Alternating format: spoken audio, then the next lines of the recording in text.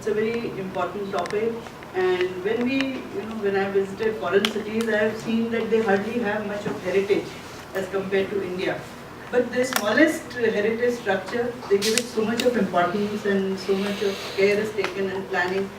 And your tours are planned, all the organized tours you are taken to those cities. And here we have so much of opportunity to do that, but not enough attention and not enough emphasis has been given.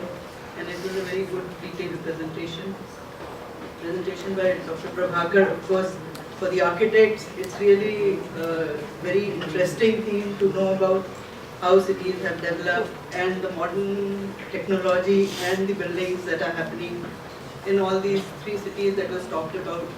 Dubai is one of the cities which is really an example. I think everyone should visit once you get an opportunity, because when I have visited lots of cities, ultimately I feel Dubai has done the best in terms of infrastructure, in terms of buildings, architecture. Everything is so well planned.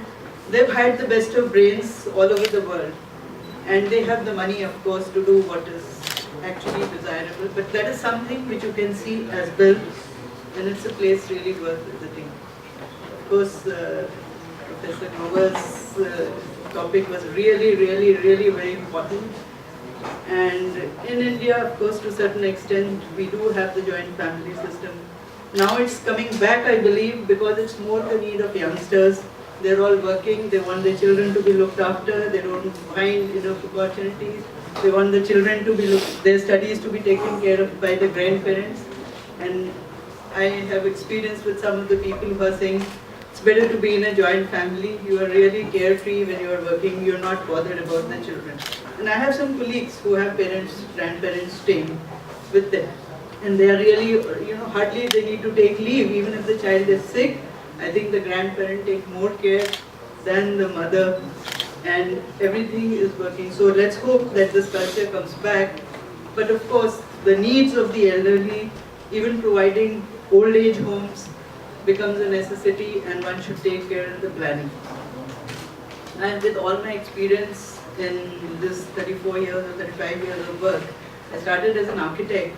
And you people must be wondering, as an architect, how important it is for you to understand what city is all about. But I would like to emphasize here, when you are designing a building, one case you design it in isolation with just seeing what is the width of the road, what is required, what is the orientation, what is the technology. You're doing it in isolation. Once you understand how the city works in which that building is located, or the community in which that building is located, then you are aware what is coming on the left, right side of the city, of that parcel of land, how your building has any relationship with the activities that are happening around your building, what are the services in the cities that are coming to your building, how you are going to plan the infrastructure of your building.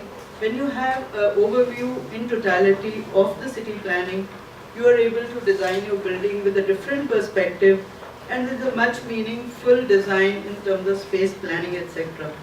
So, as an architect, it's not just enough to know about designing of a building.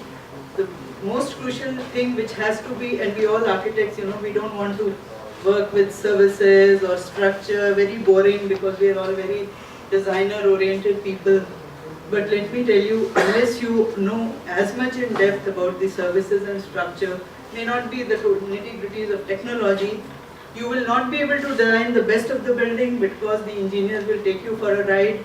So you have to be very well equipped in the services as well as in the infrastructure knowledge about the city and the structure of the building. That will make your building most efficient, well planned, and structurally also it will be the best option that you can work with. I have a quick small presentation on green cities. You've been hearing a lot about green buildings, green technologies, smart cities. All these things are, what now the modern city planning is all talking about. The cities are very energy intensive places, and hence the need for a green city is very important. There are two types of cities. One is something new that you are designing where you have all the flexibility, and the other where you convert the city, where you are planning a new city and you can plan everything from the scratch. Now, basically 10 features of a green city. This is what the IGBC has worked upon. When you start making the master plan, you conserve all the areas like lakes, wetlands, forest cover, water bodies. I would add to it the heritage buildings as well. You promote a mix of housing types. You plan the city with a mix of fabric of population. Most of the cities here we know has about 60% of the people who are in the EWS and the economically weaker sections. But when we plan the city, we keep in mind the higher categories as well. So when you're planning, you provide for all, your infrastructure needs for the different societies different. Ultimately, everything that you plan has a cost. And that determines the cost of the living in that particular city. If you have very high intensive cost for the infrastructure, for development of the city, you will not be able to provide affordable housing for the lower income groups. And finally, all beautiful cities that you plan will ultimately result in all this lower income population staying in slums and squatters. So you must plan for all types of housing. That should also be inbuilt in your economic model.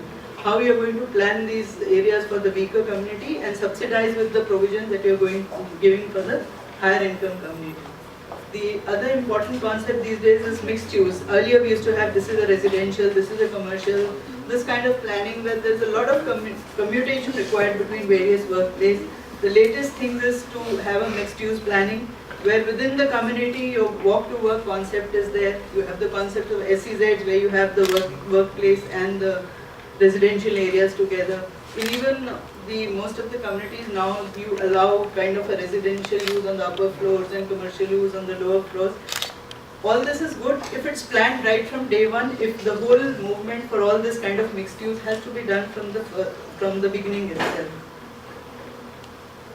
Renewable energy is all talked about. At least 15% of the electricity demand should be from renewable sources. Solar energy, biogas, all these. These are some of the examples. I'll not go into the details. Then water management. Earlier all the sewer water, everything used to be taken to STP and then the treated water used to be disposed of in the water bodies. Now with all the water shortages, and I think water is going to be one of the biggest challenges in the coming future, and hence this is very important.